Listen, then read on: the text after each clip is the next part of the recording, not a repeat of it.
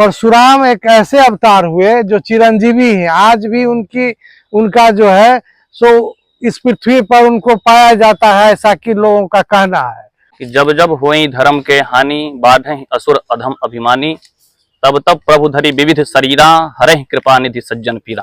कि घर घर परशुराम का फोटो हो, जिसका हम लोग पूजा करें, उनकी मूर्ति हो, और यहाँ भी एक परशुराम का मंदिर हो जहाँ हम लोगों को लगे जो हमारे वंशज का यह भगवान है और वहाँ पूजा अर्चना हो लगा। भगवान परशुराम का नाम परमात्मा सच्चिदानंद परात्पर ब्रह्म राम के अवतार से पहले उनके नाम का वर्णन किया है। परशुराम जी को हम लोग सिर्फ एक अवतार के रूप में नहीं बल्कि ये प्रासंगिक हैं आज भी।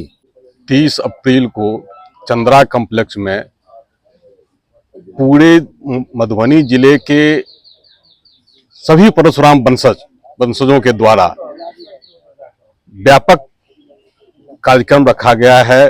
भगवान परशुराम के अवतरण दिवस पर में एक उनका जन्मोत्सव समारोह मनाने के लिए, जिसमें पूरे जिले के सभी परशुराम वंशज के जितने भी अलग अलग समुदाय के रूप में जाना जाता है, चाहे वो मैथिल ब्राह्मण समाज से हो, चाहे वो भूमिहार समाज से हो, चाहे वो कानकुब्ज समाज से हो, साकलदीपी समाज से हो, सभी समाज के लोग एकजुट होकर भगवान परशुराम का वंशज मनाएंगे, वंशज जमा होकर के, और उनका अवतरण दिवस मनाया जाएगा वहाँ समारोह के रूप में, समारोह पूर्वक।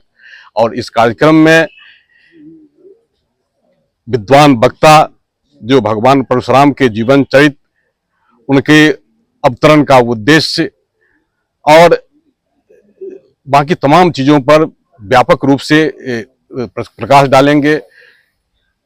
बहुत सारे राजनीतिक और सामाजिक जो कार्यकर्ता और राजनेता भी और जितने भी प्रमुख लोग हैं इस समाज के, पूरे जिले से सब उसमें भाग लेने का, उनका सानिध्य प्राप्त होने का इसमें संभावना है।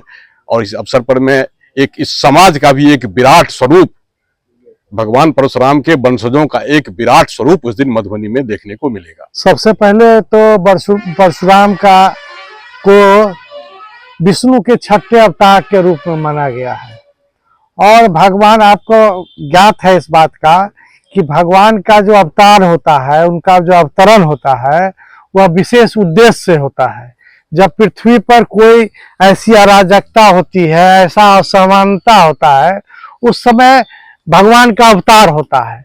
तो उसी क्रम में भगवान का अवतार हुआ, परशुराम का अवतार हुआ, और कई एक प्रकरण जो परशुराम के, जो किस तरह से उन्होंने कैसे वध किया, किस तरह से अन्याय के खिलाफ वो लड़े, तो यह भगवान का पूरा जीवनी है।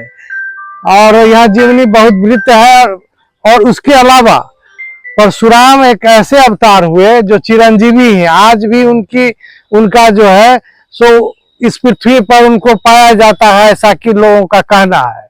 और हम परशुराम वंशज अब आने वाले समय में अगर किसी के घर में अगर कोई फोटो नहीं है, तो हम लोग अब इस अभियान में चले हैं कि घर घर परशुराम का फोटो हो, जिसका हम लोग पूजा करें, उनकी मूर्ति हो। और मधुबनी में हम लोग पिछले बैठक में एक विचार किया है कि यहाँ भी एक परशुराम का मंदिर हो, जहाँ हम लोगों को लगे जो हमारे वंशज का यह भगवान है, और वहाँ पूजा अर्चना हो लगा। देखिए, इस तरह की जो भी गतिविधि होती है वो समाज को आगे बढ़ाने के लिए ही होता है।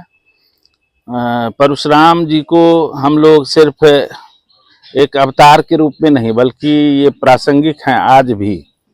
और पूर्व वक्ता ने बताया है तो चिरंजीवी हैं। सच्ची बात है, जो सच्ची विचारधारा होती है समाज का, जिससे संपोषण होता है, तो ऐसी विचारधाराओं के जो प्रणेता होते हैं वो कभी बढ़ते नहीं, उनका कभी अंत नहीं होता है। इसीलिए परशुराम जी को, भगवान परशुराम को चिरंजीवी माना गया है। ऐसे ही हनुमान जी भी चिरंजीवी हैं, वो सेवा के द्योतक हैं, विद्यावान हैं। परशुराम जी से अभी जो समाज है उसमें शैक्षणिक क्षेत्र हो, सामाजिक क्षेत्र हो, अभी राजनीतिक क्षेत्र है, आप हर जगह देखते होइएगा आप लोग भी, तो उसमें गिरावट आती जा रही है।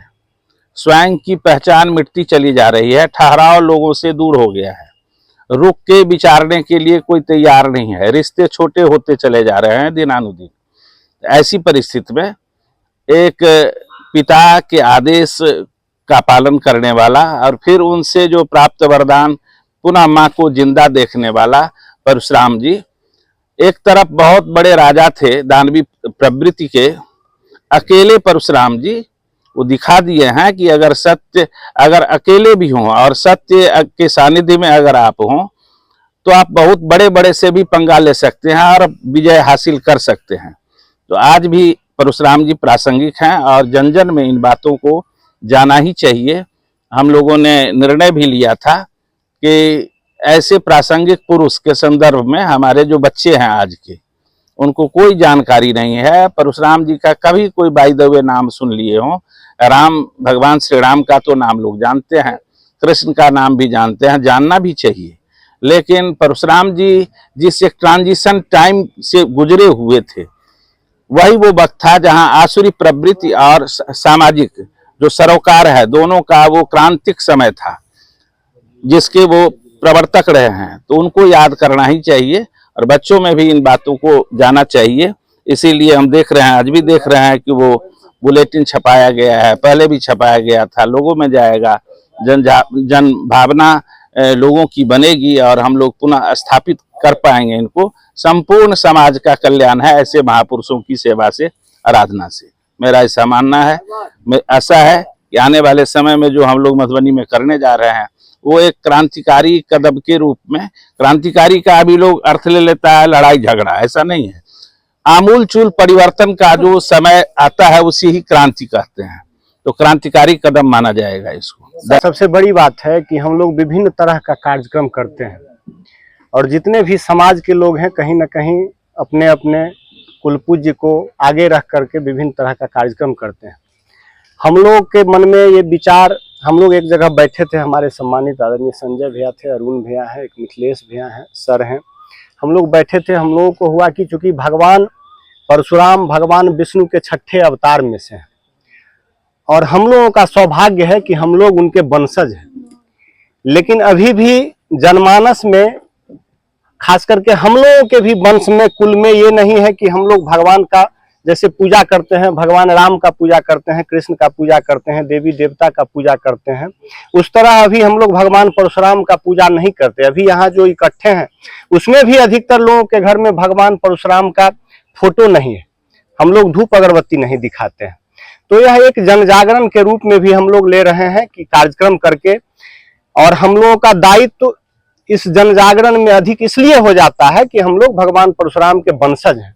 तो हम लोग एक जन जागरण करने का निश्चय लिए और उस निश्चय में जितने भी भगवान परशुराम के वंशज हैं उनका समस्त जिला का समर्थन मिला और इसी क्रम में हम लोग लगे हुए हैं। भगवान का जो अवतार होता है, गोस्वामी जी ने कहा है कि जब जब होई धर्म के हानि, बाढ़ असुर अधम अभिमानी, तब तब प्रभु धरी विविध शरीरा, हरे कृपा निधि सज्जन पीरा।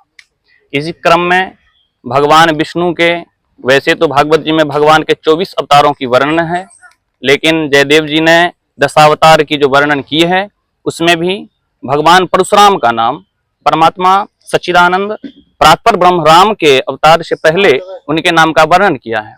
मत्स्यः कुर्मा वराहश्च नरसिंहो अथ वामनः रामः रामश्च कृष्णश्च बुद्धो कल्किश्च तथैव च।